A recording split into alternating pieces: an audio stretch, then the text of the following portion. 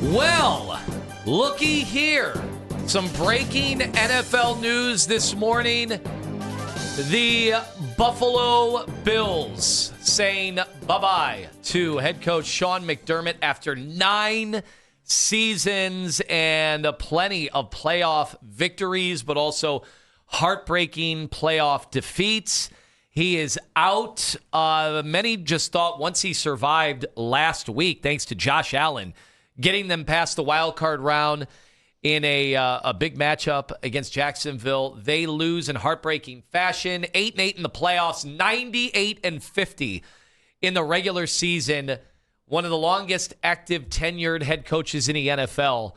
And McDermott is out. And just like that, the coaching carousel almost has to be put on hold around the league because this obviously instantly becomes the premier head coaching position that would be available. The question is, it's Harbaugh wish he waited a few days? Yeah, wouldn't have signed. Who would the Bills even be after? Would this impact the Browns coaching search at all? Because obviously when it comes to what this could mean for the coordinators and everybody just kind of has to wait a second. Yeah, because that's a whole coaching staff up there that potentially could get replaced, because that's usually how this works. When you fire the head coach, you're wiping out your entire coaching staff. Not surprising to me. I had felt all along, and I had been teasing it for about a week now, that there could very well be a 10th head coaching hire this offseason, and my eyes were on Buffalo. If they did not get to the conference championship or even get to the Super Bowl, I had been hearing that McDermott was on the hot seat. In fact, you know, a couple weeks ago when the Browns played the Bills, I was on our sister station up in Buffalo, and they asked me about Kevin Stefanski and whether or not he'd be a good fit for the Bills, because they themselves were anticipating that if the Bills did not advance deep enough into the playoffs, McDermott would be fired. But as you said, 8-8 in the playoffs, Anthony, with a franchise quarterback like Josh Allen. You're coming off a game in which you turned it over 5 times. Yes, officiating was suspect on a couple of the key plays. We can debate, was that a catch? Was that an interception? Was he down by contact or blue in the face? I have watched that replay a billion times, and you know what? The more I watch it, the more I'm convinced that he didn't have the ball in his hands long enough when he hit the ground, and kudos to the defender for pulling it away. I think they got the call right the more I'm watching it over and over again. But not surprising, Sean McDermott out in Buffalo, fired after 9 seasons. All right, so obviously a question is for the Browns. Would you be interested in McDermott? Considered a really good leader, like he's kind of seized control in that building. There's been a lot of debate about the roster construction. Obviously, you saw there at the end, their offensive line was very stout. Right. They were going to lose their offensive line coach anyway. He was retiring. So the problem has been that defense in recent years, and obviously receivers. I mean, you want to talk about misses in the draft when it comes to that. Either way, do you want McDermott? Is that someone that Browns fans would have any interest in? Again, he's had playoff success, but that's all going to be tethered to, at least the way that it's perceived, to Josh Allen. Right. Like, you don't get Josh Allen, you just get McDermott. But here's the thing. Yeah, but that's the premise that I have been trying to explain to people about this coaching pool that you and Ken gave me so much grief over not getting behind anyone. And it's because, yeah, the X's and O's are fine. All these guys know that stuff. They're not bringing their quarterbacks with them. And you have to have the quarterback.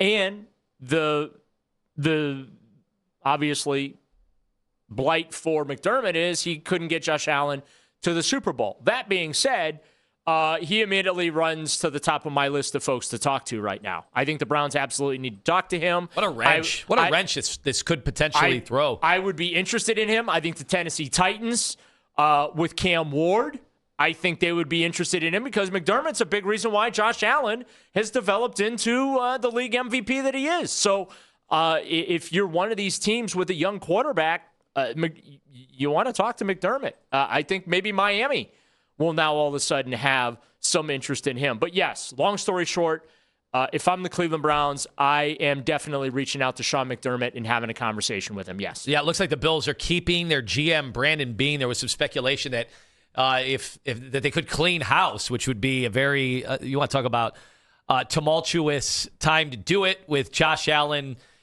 at this stage. This is a pretty big NFL story, but obviously we're focused on what it could mean for the Browns. Well, it has a ripple effect now, too, because of these young candidates that the Browns are talking to, and not just the Browns, but these other teams are talking to a lot of these guys as well, right? The Browns aren't the only interview for Nate Scheelhaase. Same thing with, Grant Udinsky and company. So I think that this definitely impacts the Browns coaching search, if not directly, indirectly. Yeah, now the Browns did, because my memory served me correctly, they interviewed under Jimmy Haslam. They interviewed McDermott way back in 2016, right? When they hired Hugh Jackson. I'm trying to remember, some of these seasons bleed together, but I knew when he was the defensive Jackson, coordinator in Carolina. Yeah, when they hired Hugh Jackson, though, I mean, the entire building was out on the stairwell. Yeah. You got the hero's welcome. The only thing missing was the Pharaoh throne that they carry him into the building on, right? I mean, it was a hero's welcome when they hired Hugh Jackson. I remember that like it was yesterday, and then they couldn't get him out of the building fast enough. Well, they tried not to get him out of the building fast. They were trying to make things good for him after 1-31, and then he just decided he didn't want to play along anymore, and so they had to make that change. All right, 216-474-0092. Should this stop the Browns in their tracks right now when it comes to their no-name coaching search? That's what it is. A bunch of guys have not really built up their name at the highest levels. It's a bunch of up-and-coming guys that have a lot of appeal around the league, but, the Browns would basically be giving these guys head coaching jobs before they're ready. Doesn't mean they can't be good head coaches. Or do you want a guy who's done it on some of the biggest stages? Remember, they were seconds away from going to the Super Bowl when Josh Allen was unbelievable, but Patrick Mahomes was a little more unbelievable. That's how close Sean McDermott came to coaching in the Super Bowl. Do you want him? He's got 8 playoff wins and sustained success over the course of a decade with the Bills in the AFC. After getting fired, whose agent's going to get more phone calls within like the first 3 hours? John Harbaugh's, which I think had half the league calling him, or Sean McDermott's now that he's been fired. Because, I mean, it's our friend Tom Withers, who you hear on the station filling in, and a longtime Associated Press writer, friend of mine. He posted, McDermott is 98-50 and won at least 10 games in 7 straight seasons. This league is just ridiculous. Yes, Tom, you're correct. This league is just ridiculous. And yes, the Browns better be calling his agent like right now. Well, don't forget, Daryl, there were teams that hadn't even fired their head coach yet that were reaching out to John Harbaugh. Yeah. So there were teams that didn't have a vacancy yet that were calling John Harbaugh and saying, "Hey, what's your interest level?" And we don't know who that is, but we're all fairly certain it was likely the Miami Dolphins. You know what? I think it's a shame that we don't know who those teams were that were willing to fire their coach to replace them with John Harbaugh. You know what? I think that's a shame. This is information we should have, if anything, then to make their existing head coach feel bad. Well, here's the other part of this. I almost got replaced by John Harbaugh. Thank God he went to New York. Well, this throws such a wrench just in the timing of everything, because it's such a huge shoe to drop that everybody around the league, because of the staffs they're trying to assemble. How many openings now, including this one? We've had New York go off the board. We've had Atlanta go off the board with Stefanski and Harbaugh. So now with a new job opening, are we back at? By the way, back at 8? Good thing Kevin ate the steak and signed Saturday night. Well, yeah, because Atlanta might have. I think Atlanta might have pounced on McDermott. All right, so the question is, do the Giants? No, the Giants don't. Does John Harbaugh and do the Falcons regret their decision-making processes here right now? With the news that Sean McDermott, who, by the way... No, I mean, the Giants are pretty thrilled. No. I'm saying Harbaugh himself. Yeah. I you'd think want Josh Allen. You would take Buffalo Josh would be Allen. a better situation for him. But how about this? 15th all-time and third among active coaches as far as his winning percentage goes. 5 division titles, 2 conference championship game appearances after taking over a team that had missed the playoffs 18 straight years. Yeah, that's pretty incredible when you consider that, there were so many also-rans. They didn't have a quarterback for so many years. They were kind of churning like the Browns were. Remember, we had a lot of forgettable games with the Bills, except for the weather. The weather was great, meaning, the snow globe games and all that stuff, but they have now had that sustained success. Phil Dawson knocking off snow from the crossbar. That is, it's funny. People thought this was going to be a light coaching hiring cycle. Well, going into it, the thought was, now 10 jobs are going to change hands. The narrative was not the year to hire a head coach. Maybe 5 to 6 openings, including the Browns in that. And now you're 10 deep all of a sudden. Almost a third of the league is going to replace their head coaches and coaching staffs this offseason. That is absolutely bananas in what was supposed to be a down year for replacing a head coach. Yeah, I know. The one I'd keep my eye on is Pittsburgh, too, because if they were willing to talk to Mike McCarthy, I think you'd imagine, even though he's a defensive guy and was a defensive coordinator. Yeah, but that's Pittsburgh's history. Over. Tomlin was a defensive guy. Chuck Noll was a defensive guy. Keep that, the young defensive guys are the Steelers' thing there. They've had, because they've had 3 head coaches since, was it 1969, something like that? Bill Cowher was a defensive guy, wasn't he? Well, I thought he was special teams, but special teams, but that's the other part of this is, think about how teams, we always talk about stability, but at what point do you want to try and see if the grass is greener? You've got 3 teams do it now: Buffalo, Pittsburgh, Baltimore. This is a titanic shift. I still can't believe in the hierarchy in the AFC. Of all these coaches that have been fired, I still can't believe Zach Taylor's employed this morning. Yeah, of all of them. That's a great point. I'm stunned that Zach Taylor has survived the bloodbath of NFL head coaching.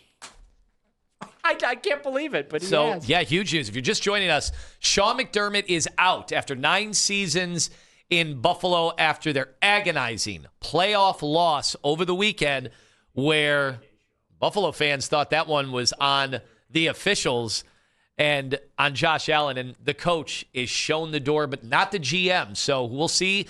Could they be elevating Brady underneath? I see some speculation already at that, because you can't fire him unless you definitely, in this spot, have the guy, especially because these other teams are all in the middle of their coaching searches. And you know what? McDermott would be an upgrade from Stefanski. It's somebody that has leadership qualities. There's time management issues, but I think you say that with every head coach these days. I think Jim Schwartz would be okay working for Sean McDermott. Another defensive mind, you think? All right, 216-474-0092. I want to hear from fans. Sean McDermott becomes the latest available head coaching candidate. Could Jimmy Haslam make an offer? He interviewed him in 2016. They never made an offer then. Could this be the time? All right, so we had big news about 20 minutes ago. Sean McDermott is out, so another opening in Buffalo. Could that leave a cascading effect to the rest of the NFL? Does that put a lot of situations on pause, especially because you have to think about the staff? So many of the interviews that all these teams like the Browns are doing are also a way to start to formulate a staff and try to fit these jigsaw pieces together like a puzzle. And so, if you ask me on first blush, how does this impact the Browns?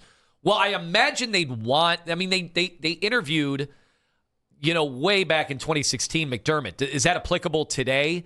Obviously, Jimmy Haslam was in place, but, you had a lot of other moving parts since then. Is that something that makes sense? And does that matter when it comes to all these young, no-namer guys that are kind of getting their feet wet as part of the interview process? Yeah. How does that also play into this? Because obviously we know Buffalo probably has a pretty good idea what they want to do, and they're going to have to go through the Rooney Rule as well, yeah, just like everybody else. But, if they want to elevate Brady does that really necessarily impact anything with the Browns? Yeah, social media reactions from X brought to you by Scheiben Jewelers, Cleveland's premier jewelry store. Your friend Cleve TA with a pretty strong post, and it's pretty accurate. He writes, it's really just hard to justify keeping a defensive-minded head coach who continually makes poor end-of-game decisions in the playoffs when you have Superman at quarterback. It's certainly fair to criticize a defensive head coach that has given up 33, 32, 27, 27, 42, 38, and 22 in their playoff losses. McDermott seems like an excellent leader, but there has to be more here, in my opinion. Again, that is from @CleveTA on X.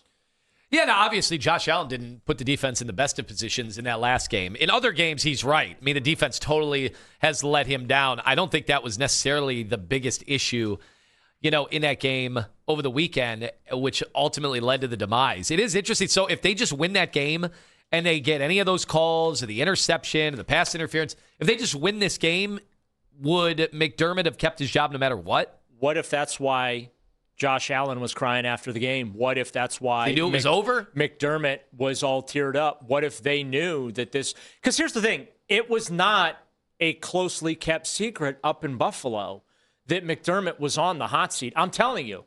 When did the Browns play the Bills? It was in December. Yeah. And so I pop on our sister station up there to do a game preview hit with our good friends up in Buffalo. And they asked me about Kevin Stefanski, which I found curious, but they prefaced the question, hey, Sean McDermott, a lot of pressure on him right now to get this Bills team to the Super Bowl this year. If they make a change, what kind of a head coach candidate would Kevin Stefanski make for the Bills?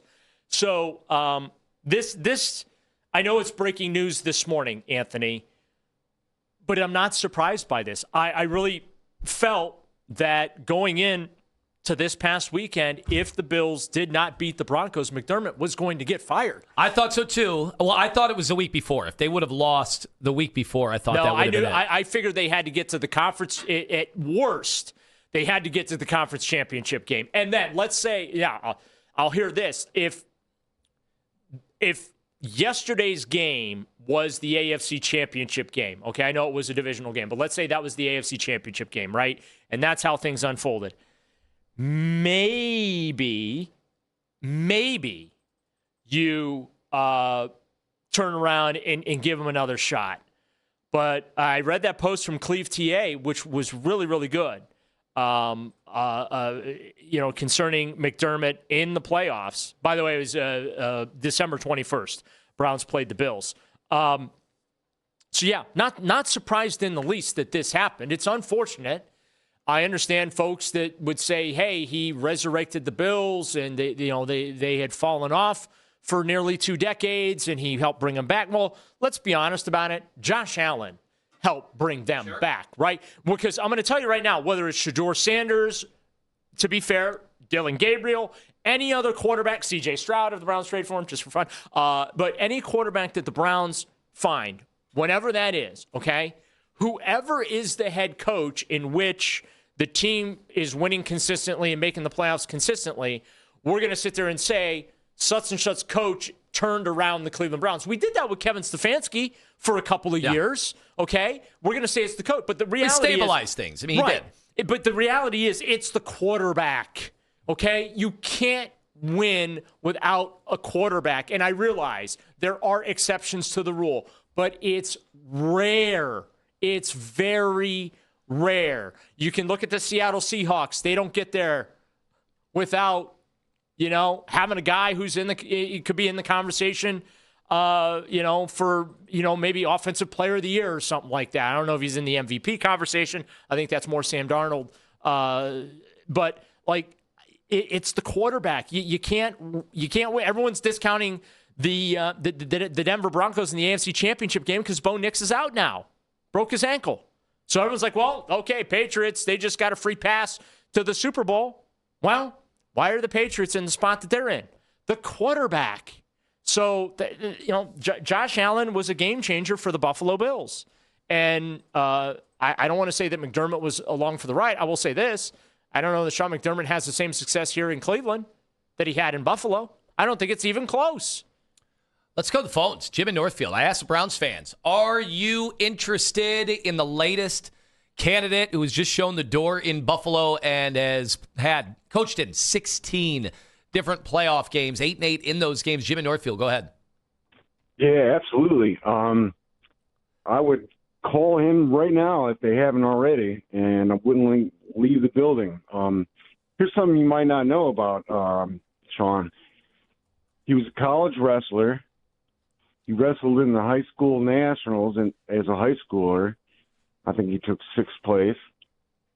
And you don't do that unless you're super athletic, which he wasn't, or you have some serious mental toughness. And that's what this team needs. There's no doubt, Jim, that one of the things everybody in Buffalo says obviously they had Josh Allen, that helps.